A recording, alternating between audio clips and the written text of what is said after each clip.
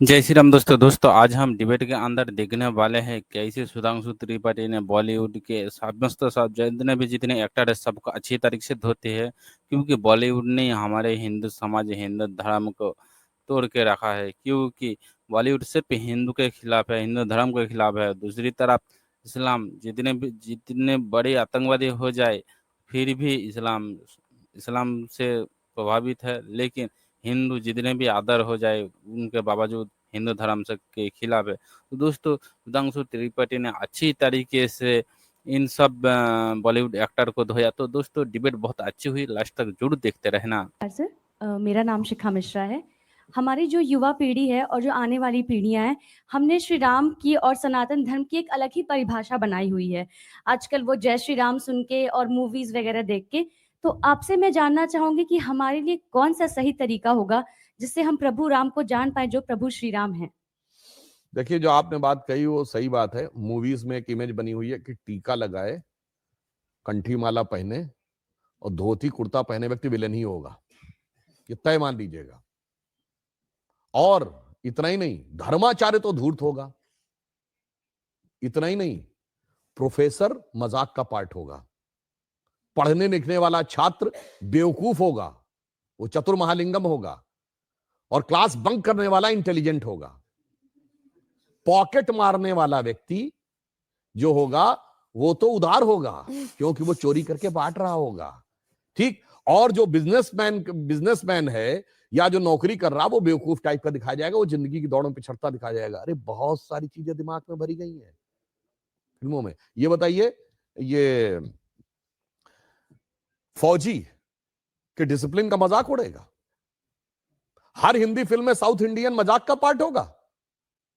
हम लोग के जन्म के आसपास के जमाने की फिल्म वो कौन सी थी, पड़ोसन, मास्टर पिल्लई, एक चतुरनार करके सिंगार, वो भी मजाक के पार्ट होंगे। और अभी इधर कौन सी फिल्म थी इसमें खजाना खोजने के लिए जाते हैं, जिसमें वो कहता है कि गोवा तक पहुंचने के लिए कितना टाइम लगेगा, उसने कहा जब तक नाम बताऊंगा तो बता देगा श्रीनिवास वेंकटेश फलाना अय्यर, उसका ही मजाक। भाई ये क्या है?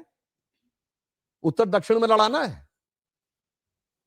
हर फिल्म में सरदार मजाक का पार्ट होगा? बहुत बड़ा षड्यंत्र था, ये एक लेफ्टिस्ट एजेंडा था। और इसमें मैं ये नहीं कह रहा हूं कि इस फिल्म वालों ने जान के किया है, वो तो बेचारे खुद भी नहीं जानते, उनका माइंडसेट ऐसा कि उसके टूल बन गए।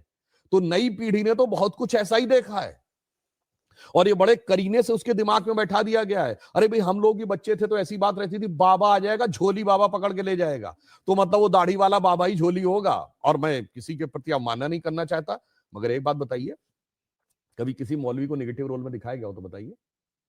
इवन आतंकवाद वाली फिल्मों में भी उसको करेक्टर रोल में दिखाया जाएगा। ये सोचने की बात है।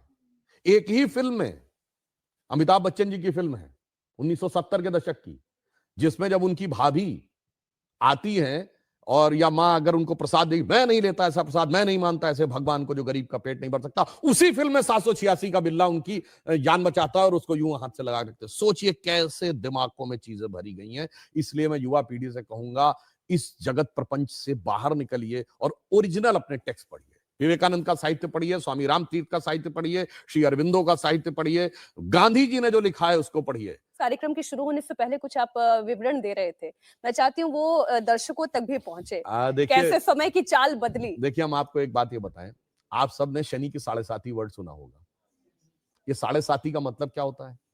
शनि एक राशि पे 2.5 साल रहता है और वो इतना शक्तिशाली, जिसे ढैया कहते हैं आप, एक उसकी इतना शक्तिशाली होता है कि एक राशि आगे और एक राशि पीछे तक इंपैक्ट रखता है। यानी कोई बहुत पावरफुल है तो उसका इंपैक्ट एक स्टेप आगे एक स्टेप पीछे। तो 2.5, 2.5, 2.5, 7.5।